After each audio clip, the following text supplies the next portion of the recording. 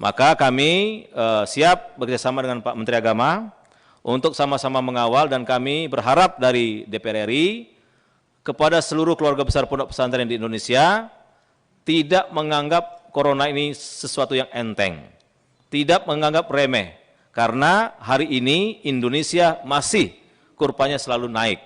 Maka kalau nanti pondok pesantren akan melakukan proses pembelajaran, kita minta pondok pesantren untuk menerapkan protokol kesehatan untuk memutus rantai corona yang ada di daerah masing-masing. Nah, oleh karena itu, karena ini menyangkut kebijakan Pak Menteri Agama, kami persilakan Pak Menteri Agama untuk menyampaikan hal-hal yang menyangkut tentang kebijakan new normal di pondok pesantren. Intinya sekali lagi, DPR mendukung penuh, dan ini memang aspirasi kami dari awal untuk membuka kembali proses belajar mengajar di pondok pesantren dan sekolah-sekolah yang khususnya di zona hijau. Kalau zona merah, Pak Menteri, kami mungkin belum begitu setuju karena akan akibatnya begitu besar risikonya. Kemudian kami juga berterima kasih kepada pemerintah yang sudah membuka rumah ibadah, Pak. Ini apresiasi kami juga, dan sekali lagi kami ulangi apresiasi yang tinggi dari DPR kepada pemerintah yang sudah mengabulkan aspirasi dari semua masyarakat melalui DPR, yaitu bantuan pemerintah sebesar 2,3 triliun untuk pondok pesantren. Kepada Pak Menteri kami persilakan, Pak.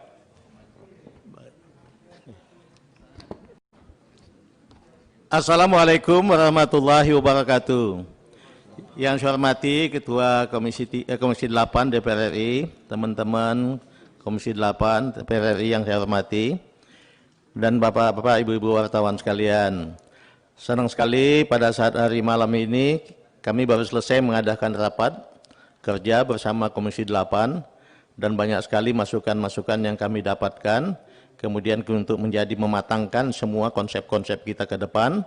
Dalam hal ini, pada malam ini kami akan sampaikan tentang masalah pendidikan keagamaan di era new normal ini. Ini mencakup semua agama. Di dalamnya ada pesantren dan pendidikan keagamaan Islam. Kami membagi kelompok ini dalam dua kelompok untuk memudahkan penanganannya. Satu, pendidikan tidak berasrama, yang satu lagi adalah pendidikan berasrama. Ini meliputi semua agama. Sebagai contoh saya sampaikan, maaf, pendidikan yang keagamaan yang berasrama misalnya, kami buat ada pesantren, ada pendidikan diniyah formal, ada satuan pendidikan muadalah, ada Ma'had Ali, pendidikan kesetaraan pada pondok pesantren salafiyah, pendidikan madrasah atau satuan pendidikan yang terintegrasi dengan pesantren, perguruan tinggi yang terintegrasi dengan pesantren, ada juga pendidikan pesantren berbentuk kajian kitab kuning dan lain sebagainya. Kemudian di bidang pendidikan keagamaan Islam masih ada madrasah diniyah takmiliyah, lembaga pendidikan Al-Quran, dan di agama Kristen ada sekolah dasar teologi Kristen tertentu, sekolah menengah pertama teologi Kristen, sekolah menengah teologi Kristen, sekolah menengah agama Kristen, dan perguruan tinggi keagamaan Kristen. Di bidang agama Katolik juga ada sekolah menengah agama Katolik, ada perguruan tinggi keagamaan Katolik. Di agama Buddha ada sekolah tinggi agama Buddha atau STABN. Kemudian untuk pendidikan keagamaan yang tidak berasrama, ada di bidang Islam ada madrasah diniyah takmiliyah, ada lembaga pendidikan Al-Quran. Sedangkan pendidikan keagamaan Kristen ada sekolah dasar teologi Kristen, sekolah menengah pertama teologi Kristen, sekolah menengah teologi Kristen, dan perguruan tinggi keagamaan Kristen. Juga ada pendidikan keagamaan Katolik, ada sekolah menengah atas Katolik, perguruan tinggi Katolik. Ada pendidikan keagamaan Hindu, ada juga pendidikan keagamaan Buddha, lembaga sekolah Minggu Buddha, lembaga Dhammaseka Buddha, dan lembaga Pabaja Buddha.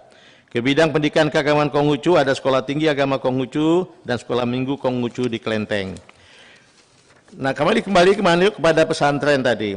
Pesantren kami bagi dalam 3 kelompok sesuai dengan situasi yang berkembang saat ini. Ada 3. Satu adalah pesantren yang masih operasional seperti biasa. Jadi nggak dari dulu sampai sekarang dia nggak pernah tutup. Itu cukup banyak. Di Jawa Timur aja ada lebih kurang 1.400-an pesantren yang tidak tutup. Kedua, pesantren yang tutup dan semua santrinya dipulangkan. Dan yang ketiga, dan ini mereka sudah akan siap-siap akan membuka kembali. Dan ketiga, ada pesantren yang sudah dipulangkan, tetapi masih melihat situasi sampai dengan COVID ini aman, baru berpikir untuk membuka kembali. Jadi ada 3 golongan. Dan masing-masing kami rumuskan apa yang harus dilakukan. Sebagai contoh, pesantren yang pada saat ini buka dan tidak pernah tutup, nanti akan kita kirim kesehatan ke sana untuk mengecek bagaimana situasinya, sehat atau tidak. Diadakan pengecekan kesehatan, kemudian ada yang perlu dibantu, gizinya dan lain sebagainya. Kemudian ada fasilitasnya yang belum memenuhi syarat, mungkin dicoba diatasi, dibantu. Misalnya masalah tempat duduknya, masalah MCK-nya dan lain sebagainya.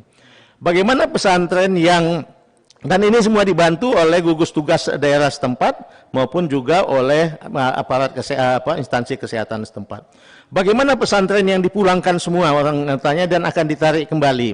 Nah, ini juga ada ketentuan-ketentuan yang kami garis bawahi. Sebagai contoh, harus diyakinkan dulu tempatnya itu pesantren betul-betul bebas COVID, kemudian fasilitasnya memenuhi syarat untuk kembali dibuka, kemudian dia juga memberikan petunjuk kepada anak-anaknya yang ada di rumah-rumah untuk nanti pada saat kembali harus betul-betul memperhatikan masalah protokol kesehatan. Sebagai contoh, berangkat dari rumah sudah pakai masker, di dalam bus atau di dalam angkutan betul hati-hati untuk jangan jaga jarak. Kemudian usahakan supaya sebelum berangkat sudah ada sertifikat kesehatan. Begitu sampai di dalam nanti di pesantren tidak boleh masuk sebelum dicek kesehatan dan lain sebagainya. Kemudian protokol-protokol kesehatan lain juga kami tekatkan dengan baik. Kemudian bagaimana yang masih belum akan membuka? Nah, ini betul-betul kami minta dia usahakan betul supaya pesantrennya ini, karena masih belum ada rencana membuka dalam waktu dekat, betul-betul dia siapkan dengan sebaik-baiknya. Sehingga pada saat nanti anak-anak yang datang betul-betul sudah siap. Dan dia memberikan pelajaran daring kepada anak-anaknya yang ada di rumah dengan ketentuan usahakan supaya sebanyak mungkin bisa mengikuti itu dan juga dengan sistem pelajaran yang ditetapkan. Kemudian masalah-masalah protokol kesehatan selama di pesantren tentu aja berlaku umum. Kami tentukan misalnya di setiap tempat harus memakai masker, buka masker hanya boleh pada saat mandi, misalnya cuma pakai contoh. Kemudian dia tetap menjaga jarak di semua tempat. Setiap akan masuk kelas harus dicek dulu suhunya. Kemudian juga tidak boleh menghindari kegiatan-kegiatan yang menggerombol. Usahakan pada saat tidak belajar dia berada di tempat terbuka, olahraga yang dengan tetap menjaga jarak di tempat terbuka, kalau bisa di bawah sinar matahari dan sebagainya. Harapan kami dengan ini, anak-anak dapat belajar kembali, tetapi tetap terjaga kesehatannya. Malah mudah-mudahan bertambah sehat. Karena memang Bapak Wakil Presiden pernah mengatakan, sebetulnya kalau mereka diisolasi dengan baik di dalam pesantren, justru mereka akan lebih sehat dibandingkan dengan orang lain yang bergabung masih bersosialisasi dengan orang lain. Ini bisa saya contohkan, Akademi Kepolisian, Akademi Militer, Akmil, misalnya di Magelang, Akademi Angkatan Laut, mereka semua dimasukkan dalam kompleknya dan tidak boleh kemana-mana. Dan alhamdulillah tidak ada satupun yang sakit, saya dengar itu sampai saat ini. Jadi kalau bisa tertata protokol kesehatan ini dengan baik, kemudian mereka tidak kemana-mana, tamu yang datang betul-betul diseleksi dan diperhatikan, tidak boleh sembarangan tamu bisa datang dan ada protokol kesehatannya, mudah-mudahan mereka akan menjadi lebih sehat. Nanti secara formal ini semua paket ini kami masukkan dalam surat keputusan bersama. Surat edaran atau surat keputusan bersama?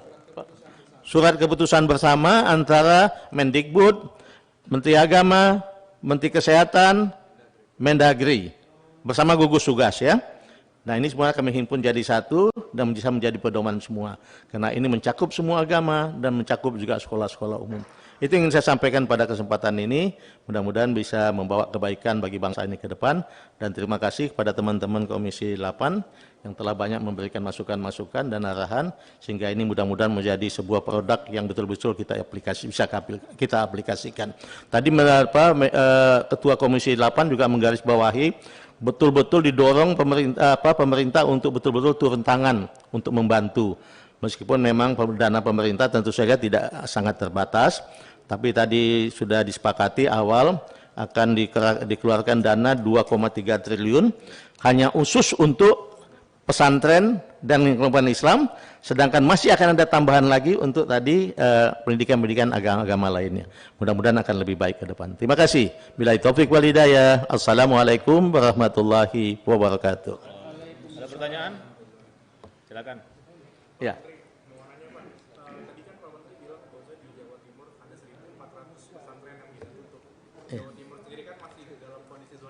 Ya. Nah itu penanganannya gimana ya? Pesantren yang masih buka dan di zona merah itu kira-kira arahnya seperti apa, Pak? Ya, itu memang oleh sebab itu maka kita akan adakan pengecekan. Kalau sekarang kita tidak mendengar ada sesuatu yang sumber klaster di sana, nggak ada. Tapi mudah-mudahan betul-betul tidak ada. Nanti kita cek lagi. Tapi dengan kita turun tangan lagi, pemerintah turun tangan, saya kira kalau tadinya mereka sehat, mudah-mudahan akan menjadi lebih sehat lagi ke depan. Jadi sejauh ini belum kita dengar adanya penularan di pesantren-pesantren yang masih buka tadi. Tapi tes sudah ya, Pak? Hah? Tes swab segala macam. Saya kira kalau swab belum ya, tapi mungkin rapid test sudah banyak berlangsung gitu. Tapi saya belum tahu apakah sudah tuntas semua ya. Gimana Pak Kamarudin? Belum ya. Sebagian sudah gitu ya. Kita semua pedulilah dengan mereka itu.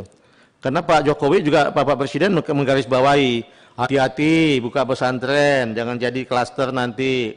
Anak-anak kita bukan jadi pintar, malah nanti jadi sakit. Hati-hati betul, boleh bolak-balik menggarisbawahi. Semua kita berhati-hati kok gitu ya.